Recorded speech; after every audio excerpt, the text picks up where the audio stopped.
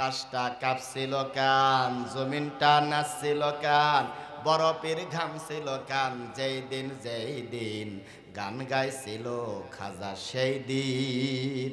এ ভাইয়া, বয়স 40-50 যা হলো, জীবনে কোনোদিন দেখছেন যে জমির গান শুনে কাঁপছে, ওই আসমানটা নাচছে? জীবনে দেখছেন যে আসমান নাচিছে এরকম দেখছেন বাবা? কি একটা ফতুয়া! আমরা যেই কোরআন হাদিস দিয়ে বুঝাই, ওরা আবার গান দিয়ে ফতুয়া দিচ্ছে। নবীজি সাল্লাল্লাহু আলাইহি ওয়াসাল্লাম বলেন, যেই লোকটা গান বাজনা শোনে, আল্লাহ রাব্বুল আলামিনের পয়গাম্বর বলছে, গান বাজনার সুর সরঞ্জাম জাহেলি যুগের কার্যকলাপ নির্মূল করার জন্য আল্লাহ রাব্বুল আলামিন আমি মুহাম্মাদুর রাসূলুল্লাহকে দুনিয়ায় প্রেরণ করেছে।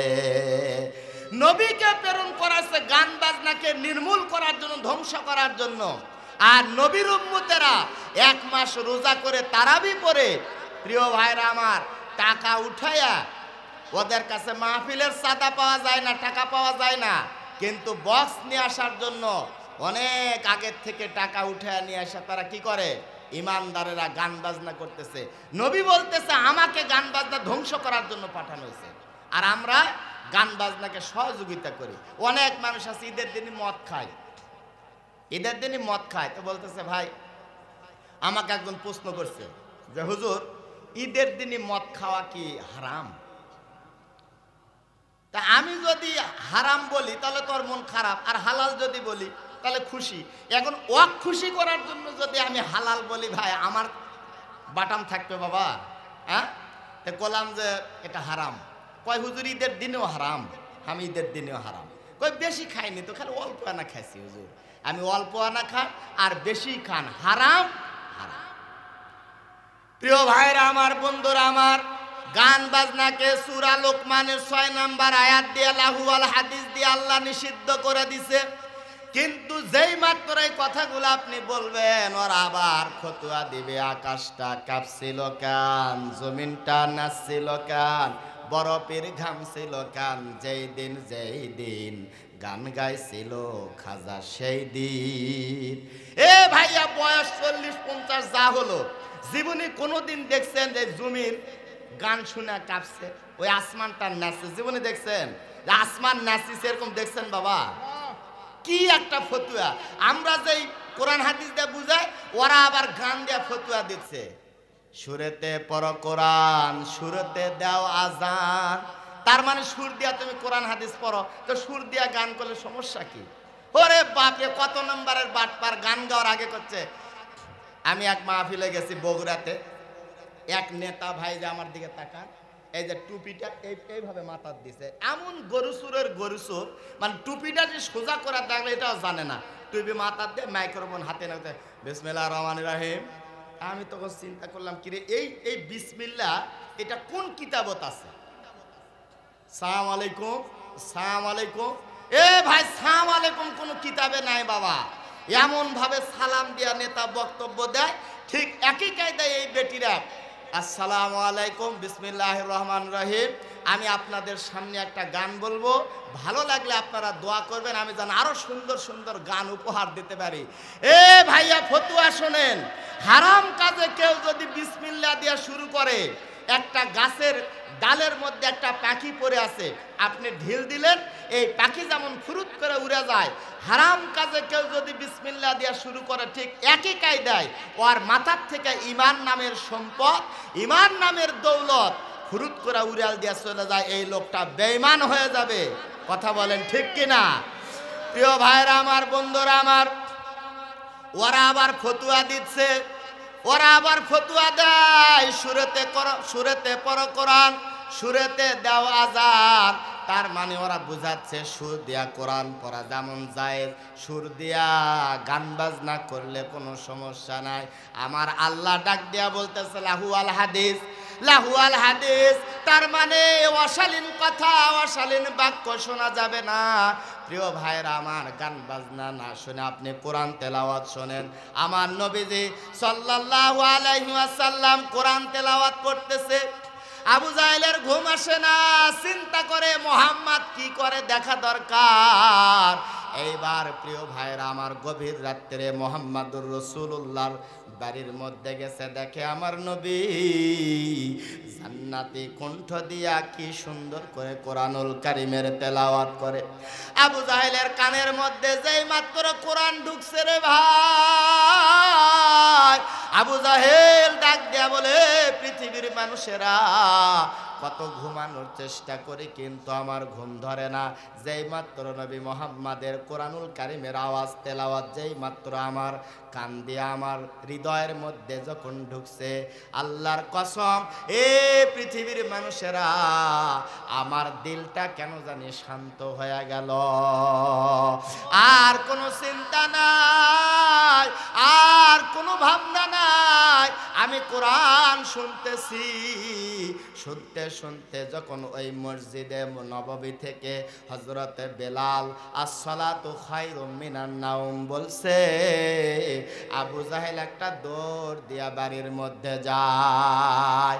একদিন যায়, 2 দিন যায়, 3 দিন যায়, একজনের সাথে আর একজনের দেখা হয়। বাবা 3 দিনের দিনত 4 দিনের দিনত প্রশ্ন করে কই গেছিলাম। উতবা ডাক দিয়া বলে আপনি কই গেছিলেন। সাইবা ডাক দিয়া বলে লিডার আপনি কই গেছিলেন। বলে আমি মুহাম্মাদের তেলাওয়াত শোনার জন্য গেছিলাম। আল্লাহু আকবার। থেকে একটা শিক্ষা আছে, শিক্ষাটা হলো কি, আগেকার কাফের লিডারেরাও কোরআন শুনতো, আর এখন আমাদের লিডাররা সালামে জানে না। সালাম আলাইকুম। প্রিয় ভাইরা আমার, বন্ধুরা আমার, এ ভাইয়া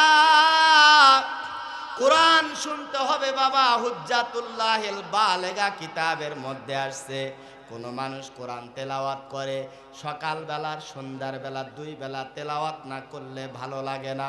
হুজ্জাতুল্লাহিল বালেগা কিতাবের মধ্যে ইমাম গজালি রহমতুল্লাহ আলাইহি লিখেছে, ওই লোকটা যেদিন মরে যাবে তার লাশটাকে ধোয়া কাপনের সাদা মার্কিন কাপড় দিয়া যখন পেছানো আরম্ভ করবে, কোরআনুল কারীম একটা যুবকের সুরত ধারণ করে তার বুকের উপরে আঞ্জা করে ধরবে।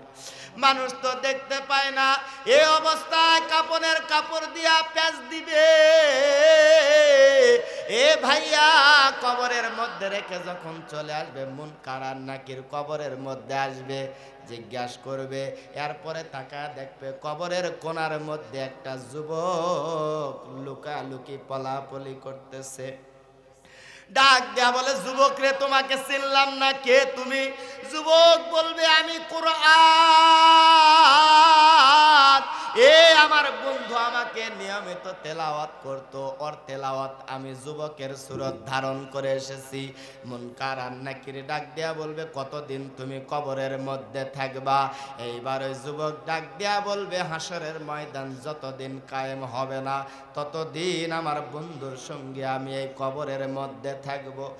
এ প্রিয় ভাইরা, ইমাম গজালি রহমতুল্লাহ আলাইহি লিখে, হাসরের ময়দান যখন কায়েম হবে, কোরআনুল কারীম আল্লাহর সঙ্গে সুপারিশ করার পরে এই লোকটাকে জান্নাতের মধ্যে আল্লাহর কোরআন পৌঁছায়া দিবে।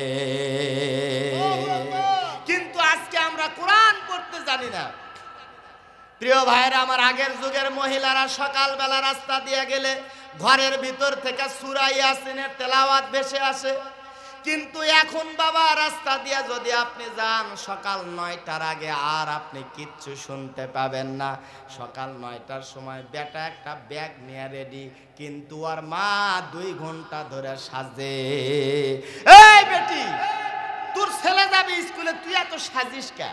তার মানে প্রিয় ভাইয়ের আমার, কিন্ডার গার্ডেনের মধ্যে ঢুকাইয়া দিয়া বাচ্চাকে এই মহিলা টোটো কোম্পানি, এ ভাইরা রেডিও বিবিসি, এ সারা বাজারের মধ্যে টোটো টোটো করে ঘুরবে, আর বড় একটা মোবাইল আছে। প্রিয় ভাইরা আমার, কোরআন তেলাওয়াত করে না, এই বড় মোবাইলের মাধ্যমে ভালোবাসা জানালা দিয়া অন্য বিল্ডিং এ পার করে দেয়। স্বামীর জন্য ভালোবাসা নাই। প্রিয় ভাইরা আমার, বন্ধুরা আমার, আগের মহিলারা কোরআন তেলাওয়াত করতো বাবা। এই কোরআনুল কারীমের আওয়াজ বাতাসটা জানালা দিয়া দরজা দিয়া ঘরের ফাঁকা ফোঁকা দিয়া বের হইয়া পুকুরের মাছের মধ্যে লাগতো, মাছটা বড় স্বাদ হয়ে যেত, ফলের মধ্যে লাগতো, গাছের ফল স্বাদ হয়ে যেত। কিন্তু এখন যদি প্রিয় ভাইয়ের আমার, আপনি যদি ইলিশ মাছ আনেন বাড়িতে, পাশের বাড়ির মানুষ জীবনেও বলতে পারবে না আমার বাড়ির পাশের বাড়ির মধ্যে ইলিশ মাছ রান্না হচ্ছে। কিন্তু এমন একটা দিন গেছে, যদি কোনো বাড়িতে ডাল রান্না হতো, পুরা গ্রামের মানুষ বুঝতো অমুকের বাড়িতে ডাল রান্না হচ্ছে। স্বাদ গেল কোথায়? প্রিয় ভাইরা আমার, কোরআন থেকে আমরা যখনই দূরে সরে আসছি, আমাদের উপরে আযাব আর গজবের দরজা আল্লাহ খুলে দিয়েছে। এটা আমাদের পাপের ফসল। প্রিয় ভাইরা আমার, আপনি ইতিহাস দেখেন, আবরাহা যখন তার হস্তি বাহিনী নিয়ে কাবা ঘর ভাঙার জন্য যখন আসছে, আবাবিল পাখি দিয়ে কঙ্কর, ছোট ছোট কঙ্কর দিয়ে এই হস্তি বাহিনীকে আল্লাহ রাব্বুল আলামিন নিস্মার করে দিছে। কিন্তু আল্লাহর প্রথম কাবা ঘর জালেমরা ধ্বংস করতেছে। এ ভাই, আমরা দোয়া করে মরে যাই, আল্লাহর কোনো সাহায্য আসে না। তার মানে আপনার আমার পাপের কারণে, গুনাহের কারণে আরশের মালিক বেজার হয়ে গেছে। কথা বলেন ঠিক কিনা?